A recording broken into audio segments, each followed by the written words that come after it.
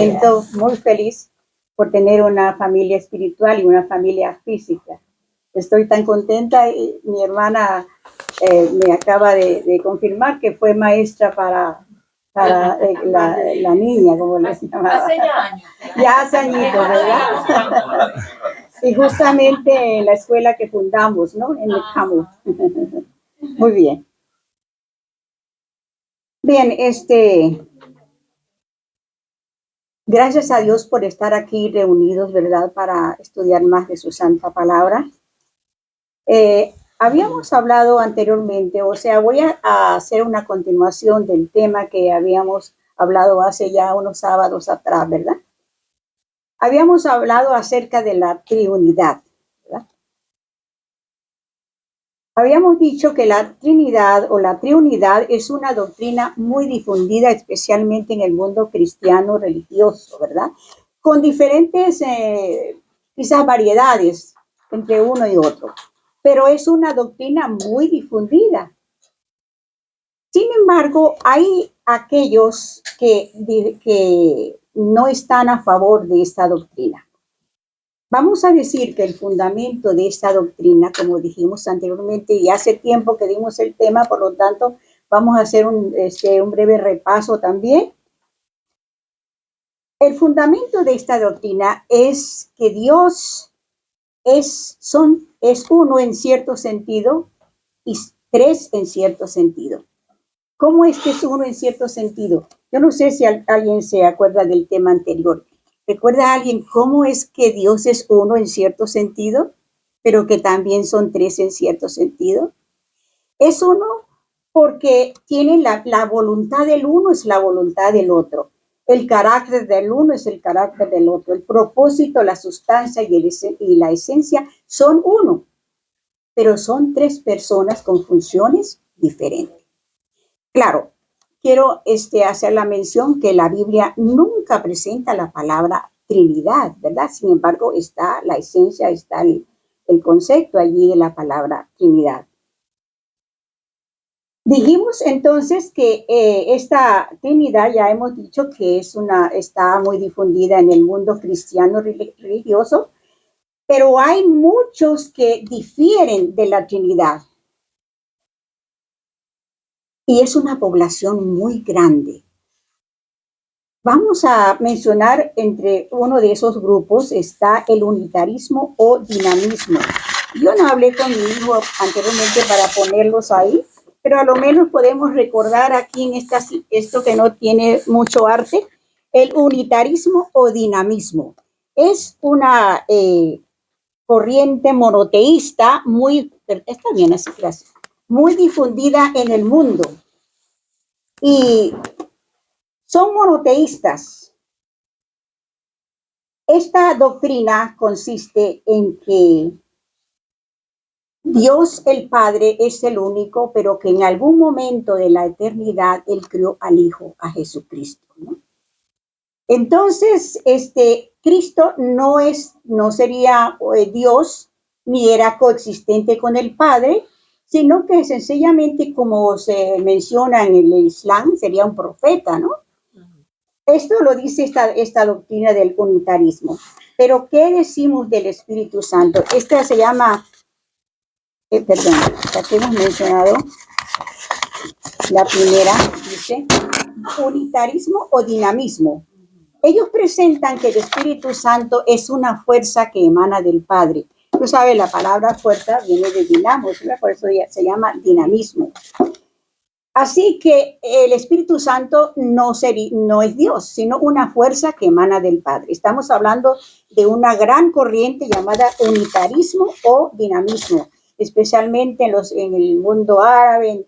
Hay muchos judíos radicales, mesiánicos y ortodoxos que especialmente abrazan esta doctrina, ¿verdad? Pero, ¿qué nos dice la Biblia con relación a esto? Aquí se niega enteramente a Dios, a Cristo como Dios y también al Espíritu Santo, una fuerza. La Biblia tiene que decirnos la respuesta, ¿verdad? Muy bien. El otro grupo recibe el nombre de unicidad o modalismo. es también, bueno, tiene mucho, como que en la doctrina tiene mucha relación, ¿verdad? Pero sin embargo es un grupo muy grande en el mundo, la unicidad o modalismo. ¿Qué presentan ellos? Ellos dicen que solamente, bueno, es una religión monoteísta, que solamente Dios el Padre es el único, pero que se presentó en 3 modalidades diferentes ante el mundo. En el Antiguo Testamento se presentó como el Padre, en el Nuevo Testamento se presentó como el Hijo, y en el tiempo de Pentecostés se presentó como el Espíritu Santo. ¿Saben ustedes qué pasó en Pentecostés? ¿Hay alguno? El poder del Espíritu Santo, una gran manifestación del Espíritu Santo, ¿verdad? Y allí pues salieron muchas personas para dar el evangelio en idiomas, no en lenguas jeringosas, sino en idiomas para que las personas entendieran el mensaje que se estaba proyectando allí. Muy bien. Una pregunta. Perdón. ¿En qué parte de la Biblia podemos encontrar ese tipo de Pentecostés? Hechos, el capítulo 2. ¿No? Hechos, el capítulo 2. Voy a preguntar lo mismo. Muy bien. Bueno, entonces recordemos un poquito. Estos unicistas o modalistas presentan a Dios en 3 modos diferentes. Primero es presentado como en el Antiguo Testamento como el Padre, ¿verdad? En el Nuevo Testamento, durante la vida de Jesús, como el Hijo, y también en tiempo de Pentecostés, como se manifestó como Espíritu Santo, pero siempre es el Dios Padre, ¿no? Manifestado en 3 modos diferentes. Bueno, ¿qué nos dice la Biblia? Y de hecho, entonces también nos dice que el Espíritu Santo en esta religión, el Espíritu Santo es entonces es el mismo Dios, ¿verdad? Ahora, ellos tienen sus textos para argumentar esto y están en la Biblia y dicen que a ellos presentan textos que dicen que Dios es uno. Pero recordemos lo que dijimos anteriormente, los textos que dicen que Dios es uno no contradicen los textos que dicen que Dios son 3, ¿verdad? Porque ya dijimos, ¿cómo es que Dios es uno? En voluntad, carácter, personalidad, sustancia, esencia. Y son 3 personas con funciones diferentes. Bueno, tan sencillo como que si yo dijese, los seres humanos somos iguales, pero también somos diferentes. ¿Por qué somos iguales? Porque tenemos un corazón, respiramos, amamos y deseamos ser amados, pero somos diferentes también, porque el iris de nuestra vista es intercambiable, ¿verdad? Las huellas de nuestros dedos es intercambiable. ¿Y qué otra cosa? El ADN, ¿no es cierto? Así que somos iguales en cierto sentido y somos diferentes en cierto sentido. Bueno, esto nos ayuda a entender un poco cómo es que Dios es uno en cierto sentido y 3 en cierto sentido, ¿verdad? A lo menos tenemos ahí como un ejemplo. El afán de que Dios es uno es una cosa muy difundida en los judíos. Tanto así que ellos aman mucho el Antiguo Testamento. De ahí que hay tantos, porque es mucha la población que piensa de esta manera y hace mucha influencia para que el Nuevo Testamento sea eliminado, porque en el Nuevo Testamento se ve más explícito la Trinidad. Y es muy importante en el hebreo 2 palabras que anteriormente habíamos mencionado. En el hebreo hay 2 palabras, una que se llama ejad, bueno, en la Biblia hebrea, perdón, lo pueden ver así, ¿no? Bien. Una palabra que se pronuncia ejad, se escribe así, bueno, en hebreo es diferente. Esa palabra ejad traduce como la palabra uno, pero en una unidad compuesta de varios elementos, ¿no? Esa es la palabra ejad. Pero también está la palabra yahid, que se traduce como uno, pero una unidad simple. ¿Por qué menciono esto? Hay una expresión monoteísta, la base del monoteísmo, que es un texto bíblico que está en Jeremías 6:4. A ver, Jeremías 6:4. Vamos a ver qué dice ese texto de Jeremías 6:4. Perdón, no es Jeremías, es Deuteronomio. Sí, gracias por corregirme. Es Deuteronomio 6:4. Sí, está bien. Sí. Bien. ¿Alguien lo puede leer? 6:4. Sí. Oye Israel, Jehová nuestro Dios, Jehová uno es. Así es.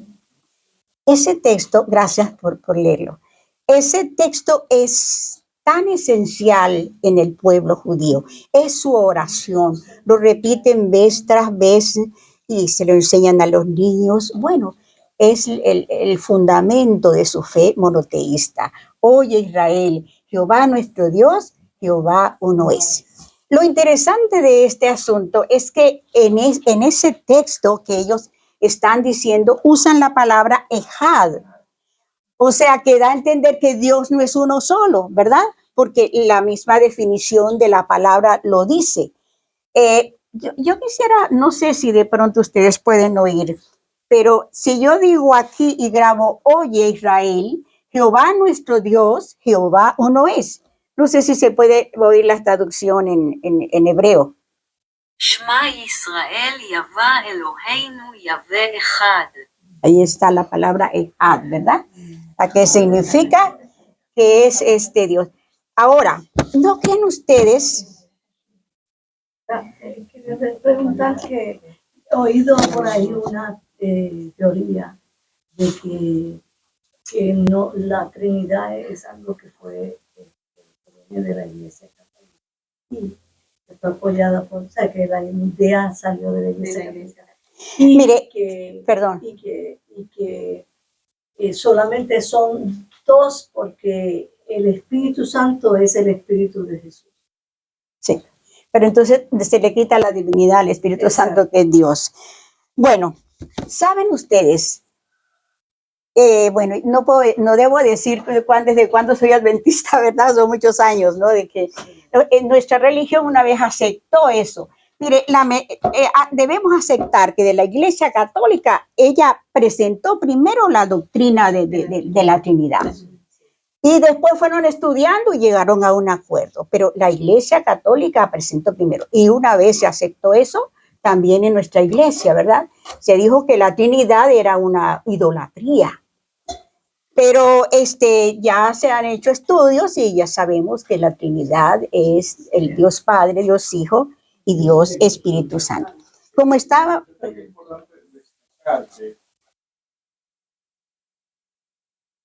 Yo sé que las Sagradas Escrituras, especialmente Apocalipsis 14, 18, habla acerca de identificar cuál es Babilonia, y pues en toda la investigación de qué es Babilonia, pues se han identificado las fuerzas sociales, políticas y religiosas que se parecen a esa explicación que Juan da. Sin embargo, el que esa explicación defina a varios grupos religiosos y a un grupo mayor como un grupo muy activista en términos de lo que es la confusión de los criterios bíblicos, eso no significa que en su principio la Iglesia Católica tuvo la verdad. Tuvo la verdad, sí. La Iglesia Católica tuvo los manuscritos más puros de lo que podíamos nosotros entender de lo que eran los manuscritos bíblicos. Y que en su proceso, sus monjes tenían posiciones de estudios muy específicas. Y realmente la Iglesia Católica sí ha manejado conceptos que son conceptos bíblicos, ¿verdad?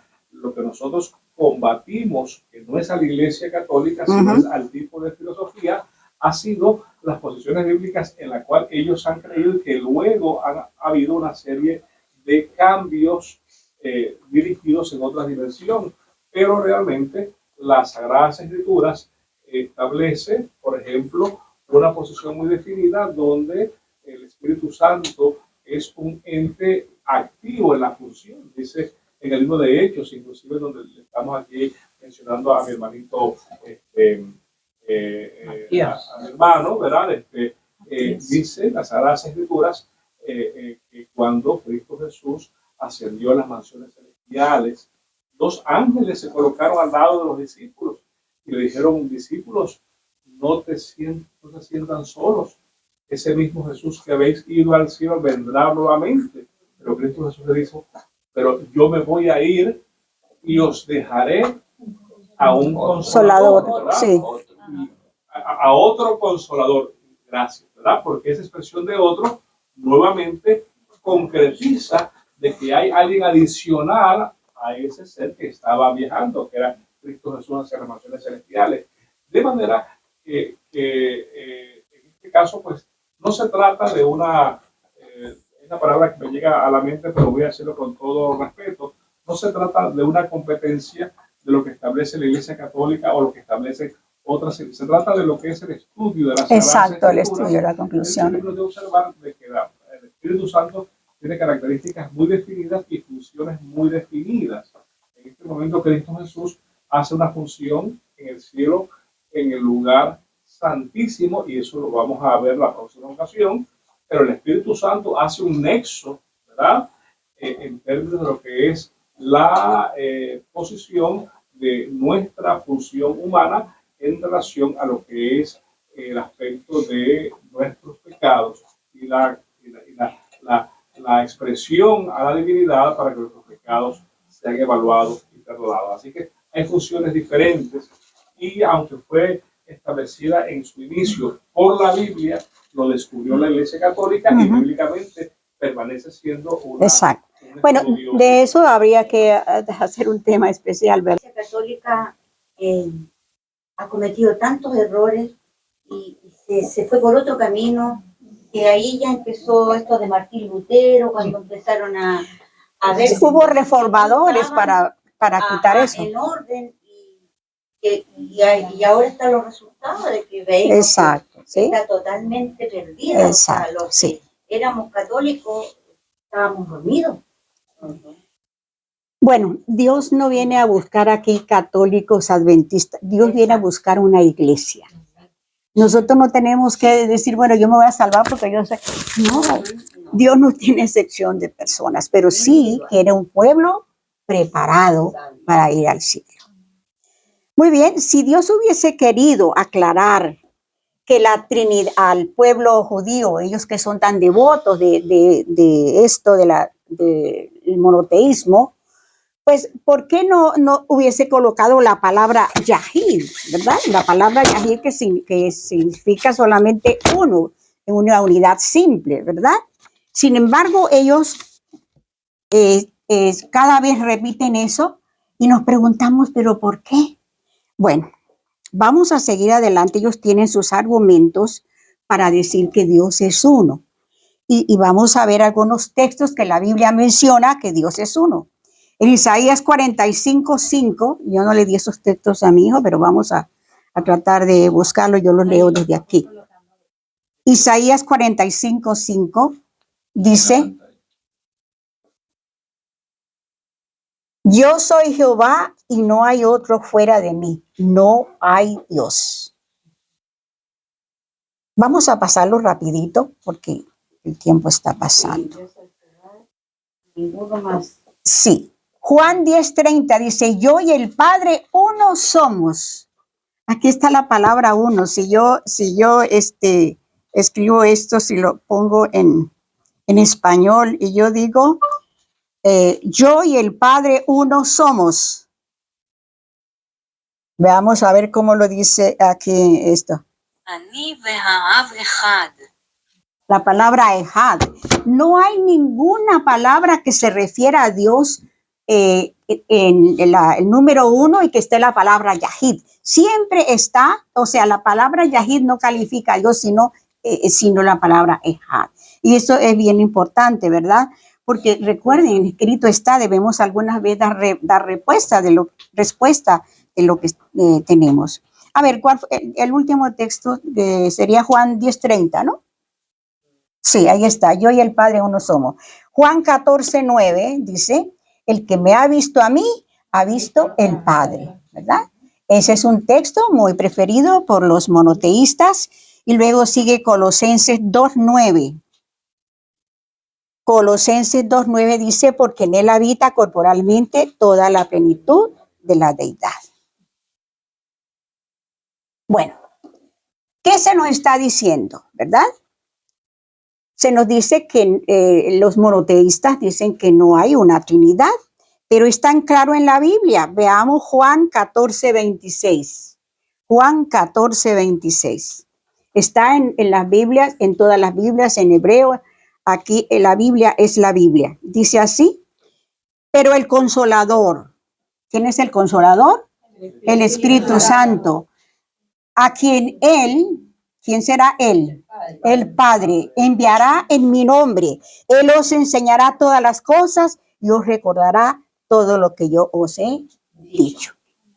¿No se ven allí las tres divinas personas?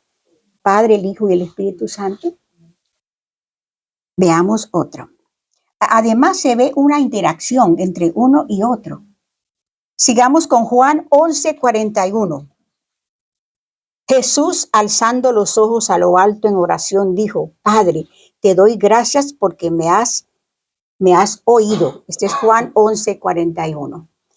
Si una persona está en el cielo y la que está en la tierra está hablando, no puede ser una sola persona. Tiene que ser dos personas, ¿verdad?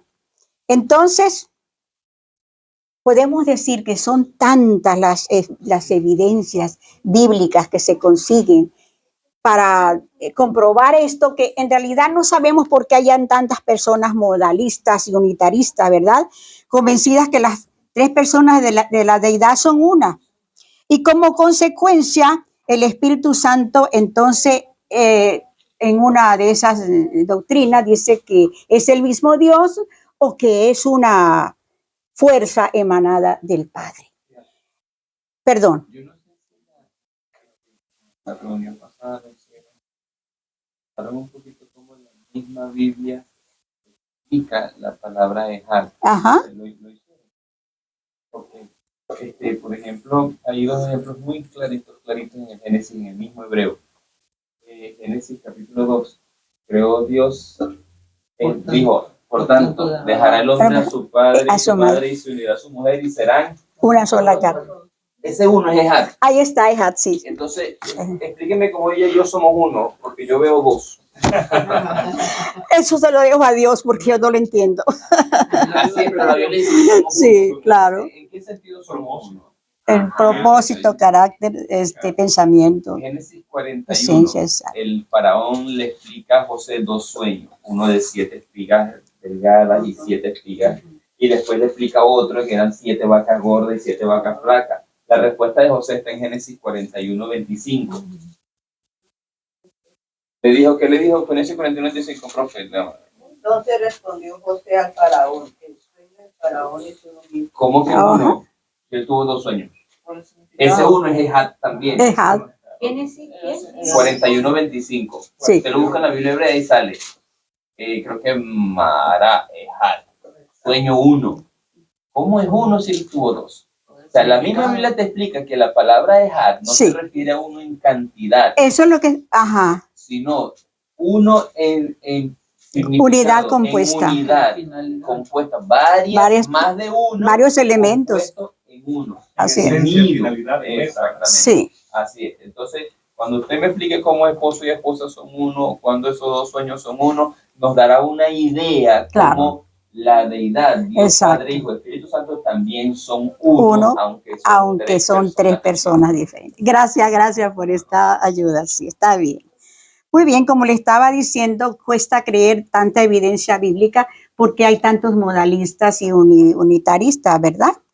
Ahora, sin embargo, hay grandes teólogos entre los judíos a quienes debemos respetar, ¿verdad?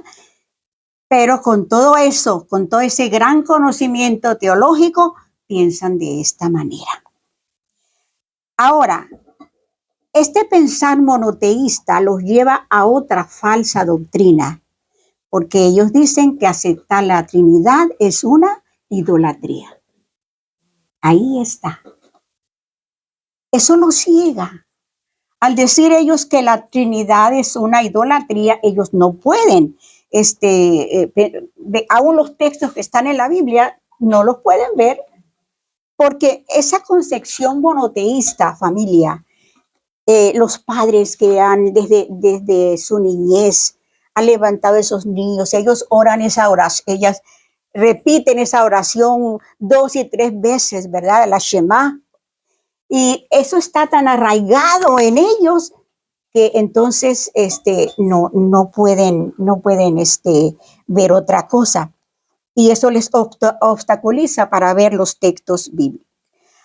Hay un teólogo, perdón, no es un teólogo, es un sabio alemán llamado Albert Einstein. Sabe que este nació en Alemania, pero es de origen judío. Su mamá se llama Elsa. Ahí lo dice. Oye, no se me olvidaba. Sabe que lo que él captó, la esencia de esa dificultad, él captó eso cuando dijo, es más fácil desintegrar un átomo que un prejuicio. Eso lo dijo ese sabio, ¿verdad? Un prejuicio como que está tan arraigado a nosotros que no podemos, no sé qué yo siento, yo veo. El prejuicio nos hace sentir. Es muy difícil, pero la Biblia tiene la razón y la Biblia contesta. Recuerda lo que dijimos la vez pasada. Hay que contestar con un escrito, como está en las Sagradas Escrituras. Por eso que la Biblia contesta, Cristo es Dios, porque ellos con el Padre no tienen problemas, ¿verdad? Ellos, el Padre es para todo. Pero la Biblia nos dice en Apocalipsis 1:8, Apocalipsis 1:8, yo soy el alfa y el omega, el principio y el fin, dice el Señor, el que es y que era y que ha de venir, el Todopoderoso. ¿A quién se refiere esto? A Cristo Jesús, el Todopoderoso, el que ellos están negando, ¿verdad? Que hay en sus doctrinas. Tito 2:13 dice, Tito 2:13, mientras aguardamos la bendita esperanza, es decir, la gloriosa venida de nuestro gran Dios y Salvador Jesucristo. Qué texto tan maravilloso, ¿verdad? Nos dice que Cristo viene por segunda vez. Y algunos están esperando la venida, especialmente los judíos mesiánicos, ¿verdad? Están esperando la segunda venida de Cristo, pero nosotros sabemos por la Biblia, ¿verdad?, que viene muy pronto. En algunos denominaciones llaman a Cristo el profeta. Creo que son en los islamitas, el Islam. Sí. Veamos Colosenses 1:16 al 19. Estamos comprobando que Cristo es Dios en todo el sentido de la palabra, nos lo dice las Sagradas Escrituras. Colosenses 1:16 y 19, perdón. 16 dice, porque en él fueron creadas todas las cosas, las que hay en los cielos y las que hay en la tierra, visibles e invisibles, sean tronos, sean dominios, sean principados, sean potestades, todo fue creado por medio de él y para él. Amén. Para él, ¿cómo dice? Todo fue creado por medio de él y para él. Y él es ante todas las cosas y todas las cosas en él subsisten y él es la cabeza del cuerpo que es la iglesia, él que es el principio, el primogénito de entre los muertos, para que en todo tenga la preeminencia, por cuanto agradó al Padre que en él habitase toda plenitud. Ve la fusión entre Cristo Jesús, el Padre, y el Espíritu Santo. Mire, este texto es tan extenso. Sería todo un tiempo para, fíjese como dice, porque en él donde es que tronos y dominios, es que Dios no solamente hizo este mundo, ¿verdad? Hay tantos mundos, eso lo hizo Dios, pues Dios Padre, Dios Hijo y Dios Espíritu Santo. Todos fueron creados por medio de él y para él. Bueno, Dios es un Dios de libre albedrío. Él no nos dejó como robot, como esos de la inteligencia artificial, ¿verdad? Porque podemos decir, pero porque este mundo fue el que pecó y porque aquellos están tan tranquilos. Bueno, Dios dijo, no comerás de esto, ¿verdad? Dios dio instrucciones para que no se hiciera esto y se hizo.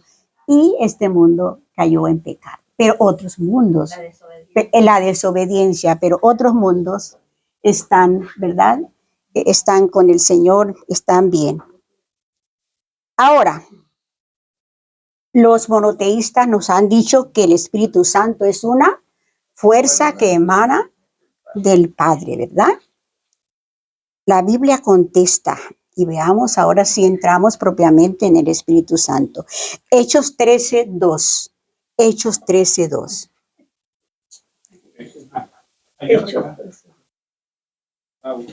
Perdón, voy a decirlo más lento, ¿verdad? Para que lo pueda buscar. Sí. Mientras administraba el Señor y ayunaba, el Espíritu Santo dijo, apartadme a Bernabé y a Saulo para la obra a la que los he llamado. Entonces el Espíritu Santo habla. Y hablar es propio de una persona, ¿verdad? Claro que sí. Está bien, sí. El Espíritu Santo enseña. Es una persona porque enseñar es propio de una persona. Veamos Juan 14:26. Juan 14:26. Pero el Consolador, el Espíritu Santo, a quien el Padre enviará en mi nombre, Él os enseñará todas las cosas y os recordará todo lo que yo os he dicho. Eso es el Espíritu Santo. ¿Puede leer ese que citó Hechos, el 2, capítulo 2, 13:2, en la traducción en hebreo? A ver qué dice. Esa que dice, de ministrando estos al Señor y ayudando. Lo que pasa es que en hebreo ellos tienen solo el Antiguo Testamento. Oh, que no el... Sí. Ellos no creen en el Nuevo. Sí, ellos no creen en el Nuevo, sí. Usted me estaba diciendo que tradujera 13:2, que dice mientras el Señor ayuda. Sí, pero especialmente es la palabra uno cuando se refiere a Dios, ¿verdad? Porque otras palabras no dice had. ¿Perdón? El Espíritu Santo. Bueno, cuando en hebreo, usted me va a corregir si estoy diciendo mal. Entiendo que cuando se refiere a Dios es uno, ¿verdad? Ahí está la palabra had. Pero puede referirse a, y no está la palabra had, ¿verdad? Porque no. Hay otra palabra en hebreo interesante y es el mismo nombre de Dios. Elohim. Elohim, exacto. En 1:1 cuando dice, en el principio creó Dios los cielos y la tierra, en el principio creó Elohim. Cuando se investiga la palabra Elohim, significa Dios en plural, pero no es dioses. Exacto, sí. ¿Cómo se entiende eso? Bueno, es muy difícil. En el mismo hebreo le dice, Elohim significa Dios en plural, pero no dioses, porque Dios, por supuesto, no conoce a otros dioses. Exacto, sí. Pero el nombre de Dios es Jehová, Yahvé, ¿cuál es? Muchos nombres, sí. Jehová no es seguro. Yahvé. Yahvé. Bueno, si me da un nombre, déjeme gastarme unos minuticos. Ajá. Déjeme gastarme unos minuticos. Es algo que se dice. Yo no puedo corroborarlo. Claro. El nombre del Señor como tal no lo conocemos. Porque ellos lo tomaban tan santo que no lo conocemos. Solo tenemos las letras, las consonantes que son YHWH. ¿Okay? Sabemos que el tetragrama, 4 letras que son 4 consonantes, pero ¿qué vocales iba en medio de ellas? En ese tiempo no se escribían las vocales, solo se pronunciaba, pero como para ellos era un nombre tan santo que no lo pronunciaban. Entonces, cuando venían a pronunciar el nombre del Señor, lo que decían era Adonai. Adonai significa mi Señor. Para no pronunciar el nombre del el nombre de Dios. Entonces, ¿qué pasa? ¿Por qué le digo que Jehová no es? Porque Jehová es un invento. O sea, el nombre de Jehová es un invento. ¿Qué hizo el cristianismo? Agarró ese tetragrama, YHWH, y le puso las vocales de Adonai. Adonai, que es lo que decían ellos. Adonai Elohim. Entonces le puso las vocales de Adonai a YHWH y salió Jehová. Por eso le digo, Jehová no. Estoy casi seguro que no es. Ahora, Yahvé tiene más sentido. Es una palabra hebrea que significa el que es. Y cuando Dios se le presentó a Moisés, le dijo, yo soy el que soy. Así que probablemente, o sea, Yahvé o Yahvé tiene más sentido. Adonai seguro, perdón, Jehová sí es un invento. Probablemente sea Yahvé. Algún día lo sabremos. Lo que importa es que lo obedezcamos. Pero el Yahvé no estaba para decir que yo soy, no que va a ser. O Exacto, sí. Ajá. Y algo más también que los judíos siempre, para dar la bendición, no decían al Yahvé, sino el nombre, el Shem, te bendiga. Era lo que más se usaba. Sí. Sí, al Hashem. El nombre, porque como era tan sagrado, exacto, sí. lo siguen usando, sí. Solo usan la palabra. Exacto, sí. Ah, bueno, estoy tan contenta aquí. No me puedo equivocar porque mira, tengo esto. Bien. Sigamos estamos comprobando, ¿verdad? Que el Espíritu Santo como que no es una fuerza y que es una persona que es Dios en todo el sentido de la palabra. El Espíritu Santo escudriña, ¿verdad? Propio de una persona pensante. Primera de Corintios 2:10. Primera de Corintios 2:10. Pero Dios nos las reveló a nosotros por el Espíritu, porque el Espíritu todo lo escudriña, aún lo profundo de Dios. El Espíritu Santo es Dios. El Espíritu Santo se puede ser contristado. ¿Qué quiere decir contristado? Entristecer, exactamente, se puede entristecer. Veamos Efesios 4:3. Y no contristéis al Espíritu Santo de Dios, con el cual fuisteis sellado para el día de la redención. El Espíritu Santo es Dios. No tiene ninguna lógica que una fuerza se entristezca, ¿verdad? Entonces tenemos aquí en Hechos 5:3-4, al Espíritu Santo se le puede mentir. Este texto me pareció tan importante. Hechos 5, del 3 al 4. Dijo Pedro, Ananías, ¿por qué llenó Satanás tu corazón para que mintieses al Espíritu Santo y sustrajeses del precio de la heredad, reteniéndola? ¿No se te quedaba a ti? ¿Y vendida no estaba en tu poder? ¿Por qué pusiste esto en tu corazón? No has mentido a los hombres, sino a Dios. Mire, el Espíritu Santo está tan cerca de nosotros para ayudarnos, aún en las transacciones regulares de la vida, compras, ventas. Y muchas veces nosotros decimos, bueno, yo voy a ser vivo, voy a hacer esto. Todo de esto tenemos que dar cuenta. Hay un Dios, ¿verdad?, que está mirando cada una de nuestras acciones, sean buenas o sean malas. Digan. Y ese versículo es muy interesante porque se llama Dios al Espíritu Santo. Claro, sí, eso es lo que estamos comprobando. Le has mentido al Espíritu Santo y después dice, no le has mentido a hombres, sino a Dios. A Dios. Que le mentiste a Dios. Así es. Qué cosa, sí. Maravilloso. Bien, vamos con el Espíritu Santo tiene voluntad, es una persona, la capacidad. Esto, vamos a ver, es Primera de Corintios 12:11. Primera de Corintios 12:11. Pero todas estas cosas las hace uno y el mismo Espíritu, pero repartiendo a cada uno en particular como Él quiere. El Espíritu Santo intercede. Veamos Romanos 8:26-27. De igual manera, el Espíritu nos ayuda en nuestras debilidades, pues ¿qué hemos de pedir como conviene? No lo sabemos, pero el Espíritu mismo intercede por nosotros con gemidos indecibles, mas el que escudriña los corazones sabe cuál es la intención del Espíritu, porque conforme a la voluntad de Dios intercede por los santos. Mira, nuestras oraciones balbuceadas no llegan así al cielo, ¿verdad? A veces, ay, Señor, ayúdame, mira. No, el cielo es un cielo de orden, no es una jerarquía, no es un orden jerárquico, porque el Padre no es mayor que el Hijo, pero sí hay un orden. Nuestra oración, el Espíritu Santo la toma y la ve y la envía al Señor Jesús. Y el Señor Jesús la envía al Padre. Bueno, los seres humanos, que vaya así como sea. No, hay un orden celestial.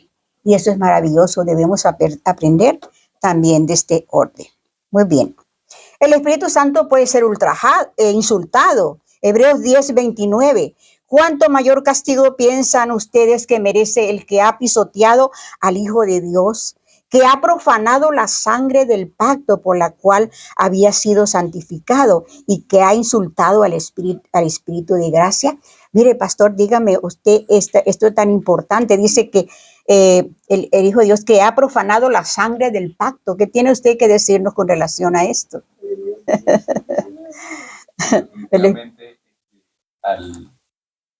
Ahí se entiende claramente cómo ellos son un... Volvemos a alejar. Si él le hace daño a mi esposa, me hace daño a mí. Sí. Y entonces cuando se pisotea al Hijo de Dios o se pronuncia palabras contra él, de igual manera se está haciendo daño al Espíritu Santo. Hablar en contra de uno es hablar en contra de otro. Eso es, sí. Muy bien. Gálatas 5:22-23. El fruto del Espíritu es amor. Grupo, firme hacia adelante. Nos sentimos tan contentos, nos sentimos amados, ¿verdad? Gozo y paz. Eso sentimos en Dios. Longanimidad. Bueno, longanimidad quiere decir grandeza, ¿no es cierto? O si estoy equivocada en esa. Benignidad, bondad, fe, mansedumbre y templanza.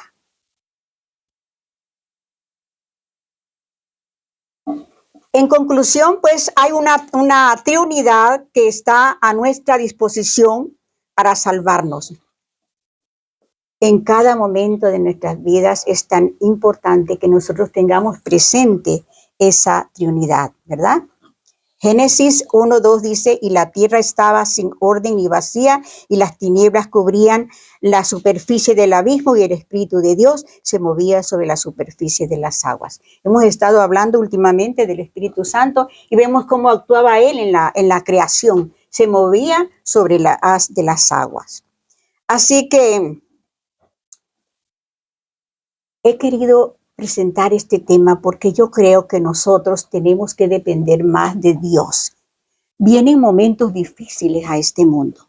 Han venido y han pasado, pero la Biblia nos habla, lo que dice en Mateo 24, habrán guerras, rumores de guerra, hambre, pestilencia. Ya eso ha sucedido, ¿no es cierto? Pero se nos habla de gran tribulación para el mundo. ¿Será que los hijos de Dios no van a pasar por esa tribulación? ¿Será que los ángeles van a arrebatar la iglesia y se la van a llevar porque somos tan preferidos de Dios que no vamos a pasar esa tribulación? Yo me pregunto lo siguiente. Daniel en el foso de los leones. ¿Lo quitó el Señor del foso de los leones? No, pero estuvo con él. Del horno de fuego, no. ¿Qué pasó? ¿Perdón? Pero estuvo con él, ¿verdad? Dios es nuestro amparo y fortaleza, nuestro pronto auxilio en las tribulaciones, ¿verdad? Hay un texto muy importante por aquí. Por ejemplo, en Isaías 4:43-2 dice, cuando pases por las aguas, yo estaré contigo. Bueno, por los ríos y por el fuego. Dios estará con nosotros. Pero que usted dice, familia, Dios nos va a quitar, nos va a llevar para que nosotros no veamos ninguna tribulación. Salmo 91. Aunque antes valle de sombra de muerte, no temeré mal alguno, porque tú estarás conmigo. Bueno, ¿y qué pasó con aquellos que en los 1200, ¿cuándo fue la gran persecución? ¿Cómo? 1260 años, ¿verdad? Mártires, murieron por el Señor, pero Mira, me llamó mucho la atención porque yo vi en Google que decía que uno de los mártires de esta gran persecución de los 1260 años, ¿verdad? La Santa Inquisición, ¿cómo se llamaba también? Además de la Santa Inquisición. Las cruzadas, todo eso, ¿verdad? Vi en Google esto, una persona murió cantando. ¿Cómo puede cantar una persona que, verdad? Solamente que Dios esté con él. Mira, vi esto en Google que dice, Juan Hus fue uno de los primeros en denunciar la corrupción de la alta jerarquía católica y en calificar al Papa como la encarnación del anticristo. Predicaba el arrepentimiento de los pecados y la salvación solo por fe en Jesucristo. Proponía volver a la pureza de los primeros cristianos. Y ahora dice aquí, Hus cantó alegremente un himno que sobrepasó el crujir de las llamas.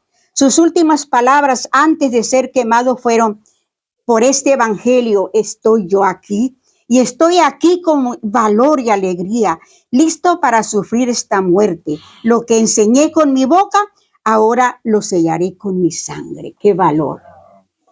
Ahora yo dije, bueno, Google puede ser que no es una fuente muy confiable.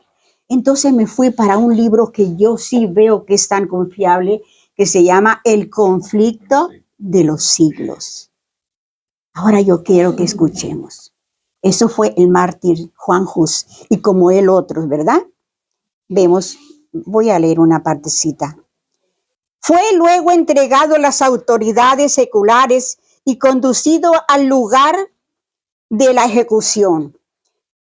Iba a seguir por inmensa procesión formada por centenares de hombres armados, sacerdotes y obispos que lucían sus ricas vestiduras, y por el pueblo de Constanza cuando lo sujetaron a la estaca, y todo estuvo dispuesto para encender la hoguera.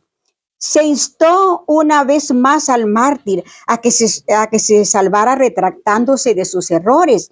Y dijo, ¿a qué errores? Dijo Hus, ¿debo renunciar? De ninguno me encuentro culpable. Tomo a Dios por testigo de que todo lo que he escrito y predicado ha sido con el fin de rescatar a las almas del pecado y de la perdición. Y por consiguiente, con el mayor gozo confirmaré con mi sangre aquella verdad que he anunciado por escrito y de viva voz. Cuando las llamas comenzaron a arder en torno a suyo, principió a cantar, Jesús, hijo de David, ten misericordia de mí, y continuó hasta que su voz enmudeció para siempre. Qué cosa, ¿no?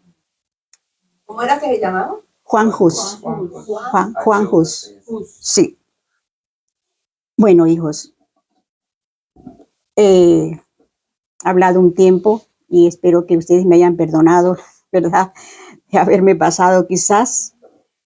Pero yo creo que nosotros en estos momentos debemos buscar ese Dios triuno, esa Santísima Trinidad que está para ayudarnos, porque los tiempos difíciles vendrán. Y el pueblo de Dios tiene que pasar el crisol, pero hay una esperanza, porque dice que el Señor estará con nosotros, ¿verdad? Eso debemos agarrarnos porque a pesar de las cosas que van a suceder, dice, hay un texto bíblico, no lo recuerdo ahora, pero dice que el trigo y la cizaña crecerán hasta el fin del mundo. Si el trigo y la cizaña van a crecer hasta el fin del mundo, nadie se va a ir antes, sino Cristo viene con poder y majestad para apartar el trigo de la cizaña y llevar, esa es nuestra esperanza, la segunda venida de Cristo. Dios me los bendiga, mi familia, y gracias por la paciencia que han tenido.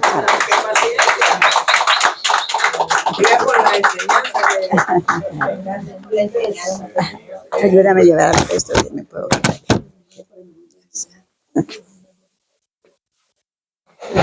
Gracias. Muy bien. Doctor, si me permite un minuto, por favor. Todos vamos a abrir las preguntas y recuerden que esto no es un Un monólogo, esto es aquí todo. Adelante. Bueno, lo primero que quiero es felicitarlo.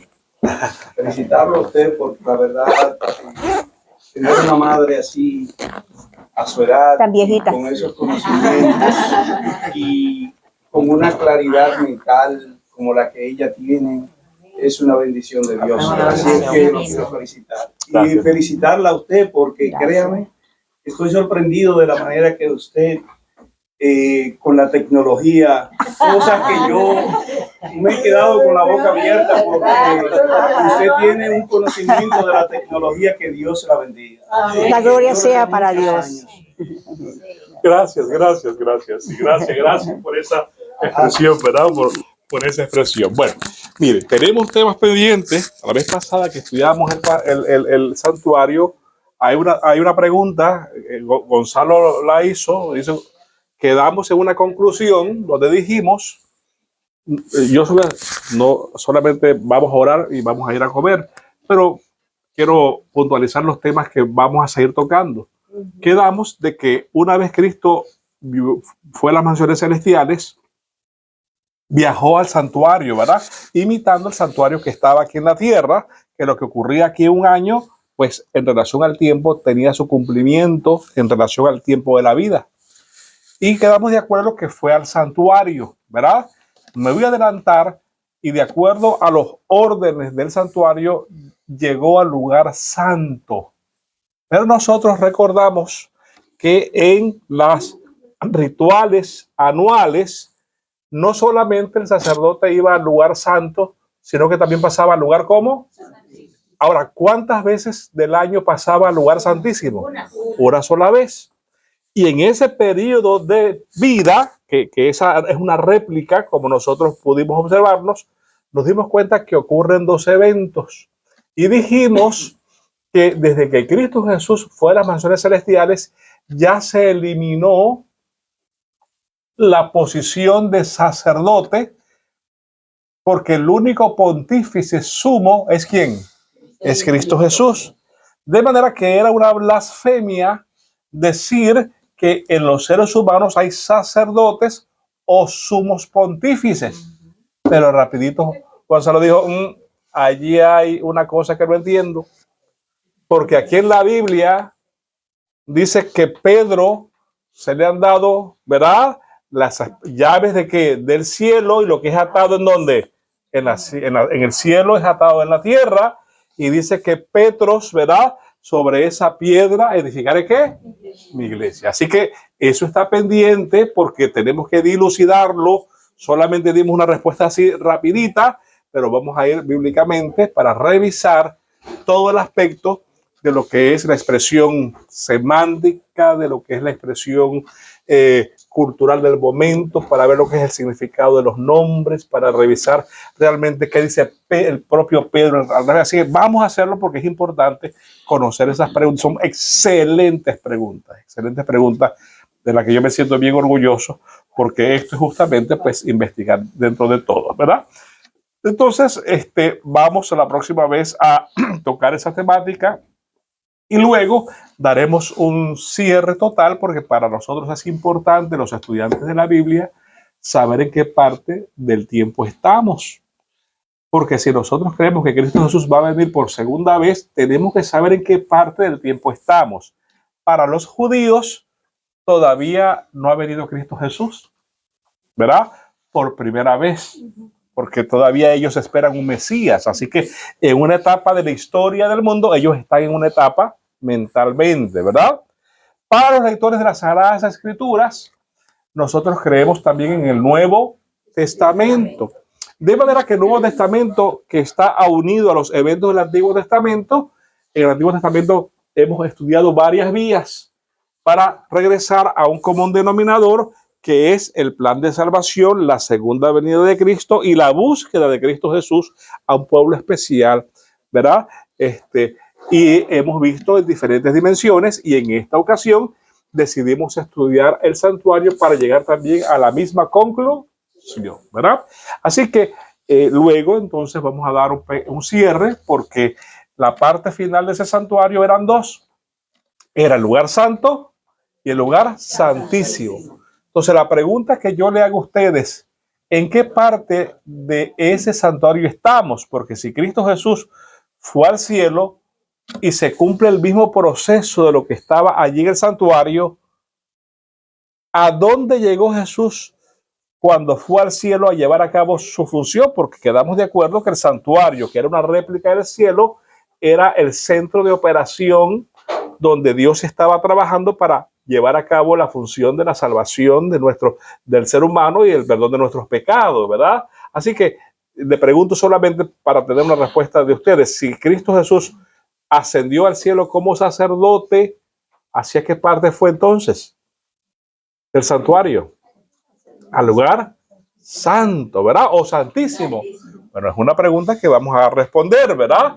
¿Santo o santísimo? Bueno, vamos a responderlo porque es curiosa la respuesta. Así que todavía se está... A ver. Analizando la profecía de Daniel, Daniel está en el Antiguo Testamento, especifica, o sea, yo sé que usted ha explicado ¿verdad? Por fecha y en tal año, sí se determina en el año en que el Mesías fue... El año, el día y la hora. Okay. Sí. Pero entonces mi pregunta, ¿por qué entonces los judíos, porque Daniel es del Antiguo Testamento, por qué los judíos entonces no? Moisés le llamaba gente de dura servicio. Y algo también interesante, se podría decir que los judíos no pudieron entender el plan del Mesías porque perdieron de vista el santuario. Lo que el santuario es, hoy era también para ellos y para nosotros debería ser, es como el mapa, el lente de cual nosotros entendemos las escrituras. Por eso creo entonces, y yo siempre le he pensado que los judíos perdieron la misión del Mesías porque ellos no entendieron la introducción que Juan el Bautista le dice a quien creo que es en el, bueno, pero el texto dice, cuando Juan el Bautista lo introduce, aquí el Cordero de Dios que quita el pecado del mundo. Entonces, si ellos hubieran entendido cuál era la misión del Cordero, porque ellos sabían, lo conocían cada fiesta de la Pascua, solo que no entendieron, porque solamente creían en el santuario, pero no lo usaban como punto de referencia para entender. Se volvió un ritualismo que para ellos perdió el significado del mapa de la cronología del tiempo. El tema de los judíos es muy, muy interesante y yo estoy en conversaciones con una persona que está muy allegada a ellos. Háblale con más fuerza para que ya me escuche. Sí. Y mire lo que pasa. He encontrado que aunque ellos tengan el conocimiento y sepan el verdadero significado de las cosas, aceptar que Jesús es el Mesías significa aceptar que ellos lo mataron, aceptar que están equivocados y aceptar que han enseñado un error por miles de años. O sea, eso requiere demasiada humildad que ellos no tienen. No tienen humildad para reconocer ese error por miles de años.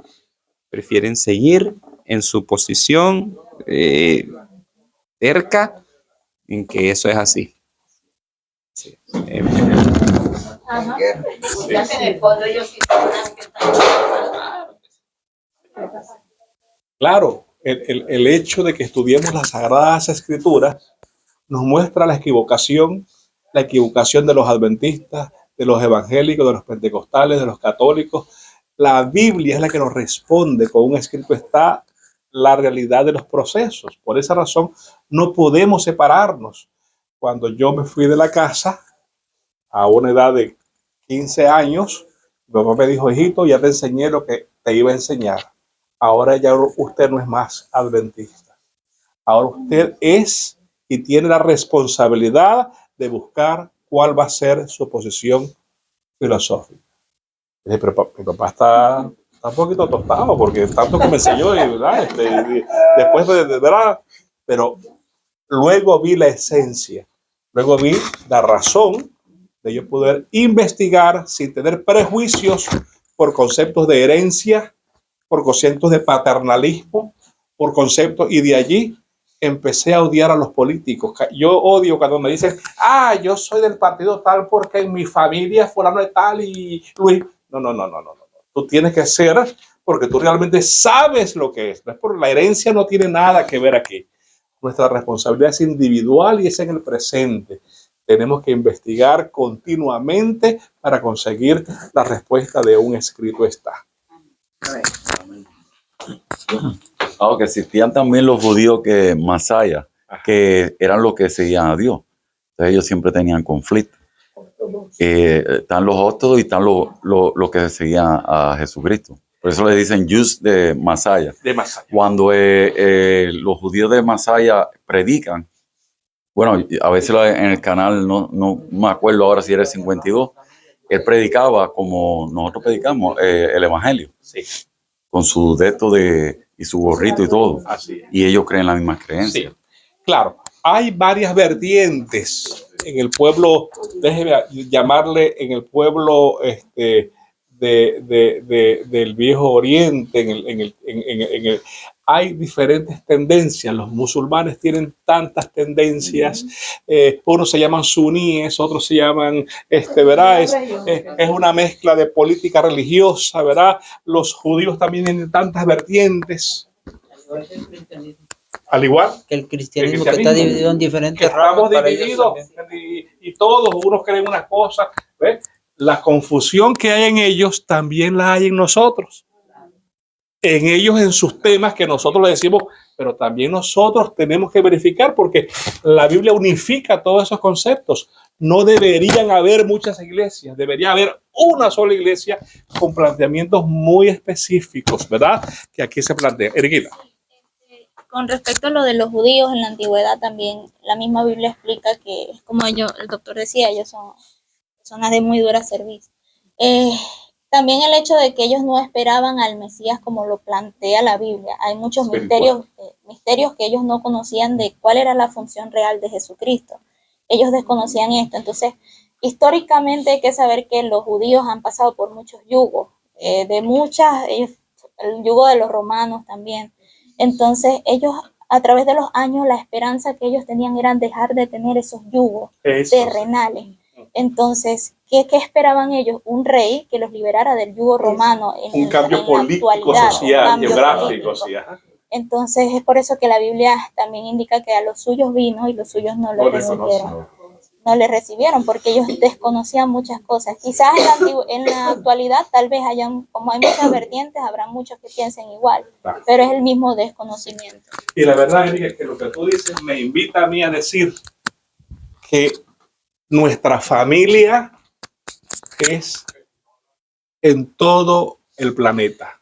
Nuestros hermanos son judíos. Nuestros hermanos son chilenos, son musulmanes. Nosotros no tenemos nada que ver con las diferencias políticas por las cuales se matan toda esta gente. Porque en el fondo nosotros necesitamos ver es que en ellos también hay la posibilidad de que exista una aceptación al llamado de Cristo Jesús, ¿verdad? Bueno, yo voy a hacer el esfuerzo si ustedes tienen más preguntas las recibo, si no entonces yo cierro porque usted sabe que yo soy muy amigo de la lengüitis. ¿Saben qué es lo que significa itis?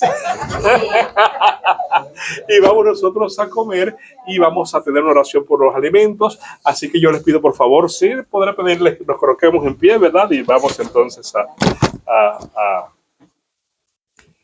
Bueno, yo voy a aprovechar de sacar el jugo a mis primitos porque de verdad, venga ese primito, pues, tengan la bondad, despídanos en oración y oren por los alimentos también. Oremos. Bendito y amante Padre Celestial, te damos muchas gracias, Señor, primero por la bendición de la vida, por estar en este lugar, gracias por la familia de la iglesia, gracias también por la familia de sangre, gracias porque tú nos reúnes, Señor, en esta mañana, gracias porque podemos escuchar de tu palabra expuesta por la tía y el primo, Señor, gracias porque tú nos das ese privilegio de seguir aprendiendo de tu palabra y de compartir con hermanos, amigos que también están hambrientos de escucharte. Gracias, Señor, por la esperanza que tenemos en Cristo Jesús, de que algún día el mal acabará y que muy pronto podremos ir a vivir con Él, con nuestros seres queridos, aquellos a quienes la muerte arrebató de nuestro lado y fueron al descanso confiando en ti, podremos reunirnos nuevamente y no separarnos nunca más. Así es. Mientras tanto, ayúdanos a permanecer fieles a ti hasta ese día. Amén. Pedimos que bendiga, Señor, estos alimentos que estamos a punto de participar de ellos y que a ninguno de tus hijos le falte donde quieras que estén. Gracias por tus bendiciones. En el nombre de Jesús te lo pedimos. Amén. Amén. Gracias. Coman bien y no miren aquí. Ya dijo.